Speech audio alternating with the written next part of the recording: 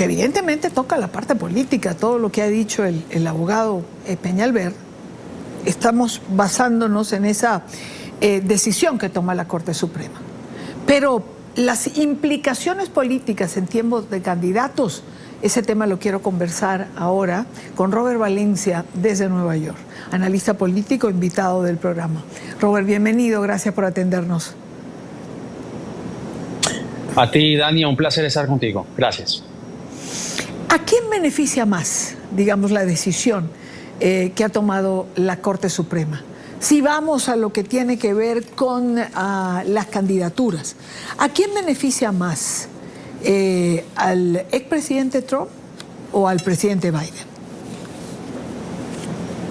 Pues políticamente también beneficia. A ver, es un arma de doble filo, indiscutiblemente. Para Trump, porque evidentemente los demócratas, como vimos, por ejemplo, en la locución de ayer del presidente Joe Biden, pues evidentemente lo caracteriza a él como un dictador en potencia, una persona que puede cometer cualquier acto sin ningún tipo de miramientos o de algún tipo de escrutinio judicial, porque como bien ya lo han argumentado los expertos legales, pues se habla de esta presunción de inocencia, por ponerlo de alguna manera, para llegar a cuestionar algunos de sus actos presidenciales. Pero esto podría en alguna manera, pues beneficiar a Donald Trump. ¿Por qué? Porque los juicios que se le están formulando, principalmente el que está en Washington, D.C., va a ser dilatado, porque con esta nueva decisión de la Corte, pues ahora los jueces que están a cargo de ese juicio o de ese caso, en ese caso en particular, pues ahora tienen que argumentar si todas las acciones que cometió Donald Trump fueron un acto legal dentro de este nuevo marco legal que proveyó la Corte Suprema.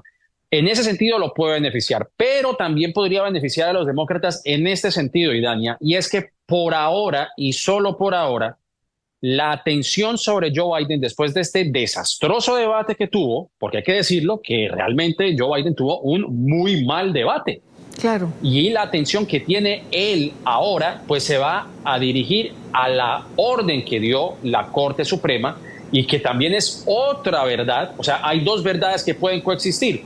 El hecho de que Joe Biden tiene un gran desafío por delante, un reto por delante de demostrar que es el candidato de los demócratas sin ningún tipo de desafío por otros candidatos o principalmente por Kamala Harris en este caso, que podría ser la sustituta de Joe Biden, sino que además también coexiste esta realidad de que Donald Trump representa un peligro para la democracia estadounidense, ya por lo que él ha dicho y también por sus actos. Porque si vemos el argumento de la Corte Suprema, entonces el tratar de dar el brazo a torcer a Mike Pence para revertir los resultados del 6 de enero, pues eso cae dentro de una figura constitucional o dentro de una figura que le permita a él realizar esos actos sin tener ningún tipo de castigo o de algún señalamiento desde el aspecto legal. O sea que es un arma de doble filo, pero si lo vemos desde el plano político, yo creo que beneficia a los demócratas en ese sentido, de que desvía un poco la atención de lo que ocurrió la semana pasada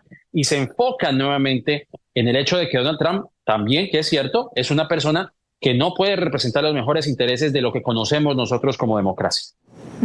Yo creo que es una estupenda definición, ¿no? Un arma de doble filo. Puede ser usada por cualquiera de los dos, es decir, depende del rédito político. ¿A quién le dará más? Lo veremos en las próximas semanas, ¿no? O meses. No, y no solamente eso, Idania, es que lo visto ayer por Joe Biden, por ejemplo, porque él también podría ser una persona que haga uso de estas nuevas facultades que le dio la Corte Suprema. Esto no solamente incumbe a Donald Trump. Evidentemente Donald Trump es la persona que está siendo ahora señalada y posiblemente podría enfrentar cargos no solamente de lo que vimos en Washington, de lo que ocurrió el 6 de enero, el juicio que enfrenta o que podría enfrentar en Washington D.C., sino también los otros dos juicios que tiene por delante en Georgia y lo que tiene en la Florida. Pero también el presidente Joe Biden, si él fuera otra clase de persona, también podría usar eso en su argumento, como lo señaló en la opinión en la cual la jueza Sonia Sotomayor escribió en su disensión. Dijo, bueno, entonces si el presidente puede mandar a un grupo de militares a asesinar a su contrincante político, pues lo podría hacer dentro de esta nueva facultad que le provee la Corte Suprema. Perfectamente lo podría hacer Joe Biden, como también podría tomar algunas acciones que no han sido tan populares aquí en Estados Unidos, como por ejemplo la cancelación de los préstamos estudiantiles o de la deuda estudiantil. Sin embargo, lo señalado el día de ayer fue que él no iba a hacer eso, que él iba a marcar distancia frente a Donald Trump, porque sabe, como bien lo hemos visto, lo hemos dicho en esta entrevista, son armas de doble filo.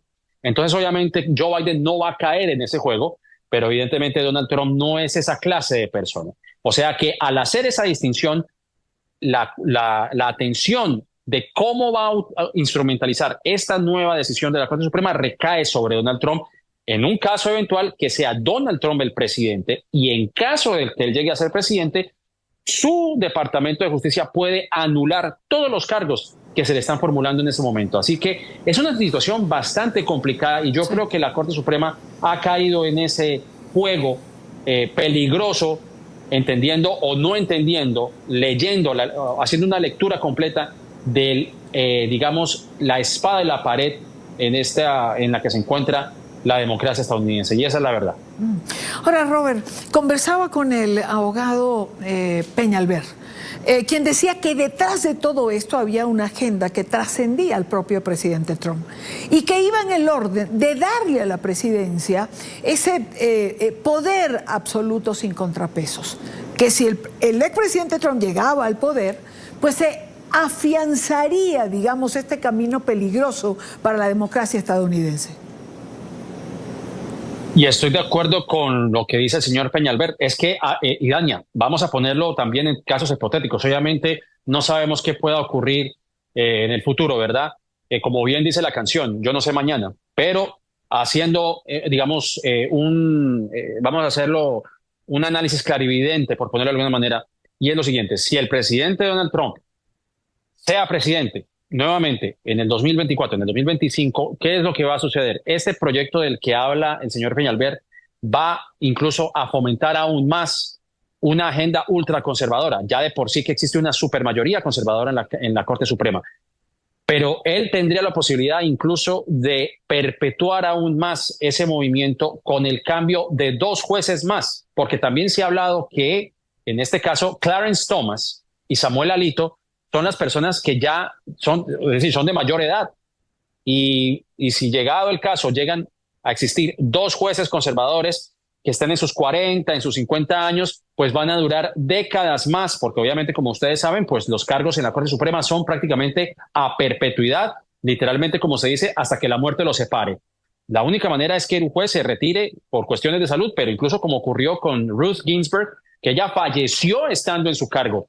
O sea que esto puede tener ramificaciones muchísimo más profundas, y sin entrar en muchos detalles, pues es que ya existe un plan del movimiento conservador para perpetuar ese movimiento, lo que se conoce como el Proyecto 2025, en donde se habla de que bajo una administración de Donald Trump, prometen desmantelar muchas de las agencias que conocemos nosotros como el Departamento de Estado, desmantelar el Departamento de Educación, incluso hablan del Departamento de Justicia, etcétera, etcétera.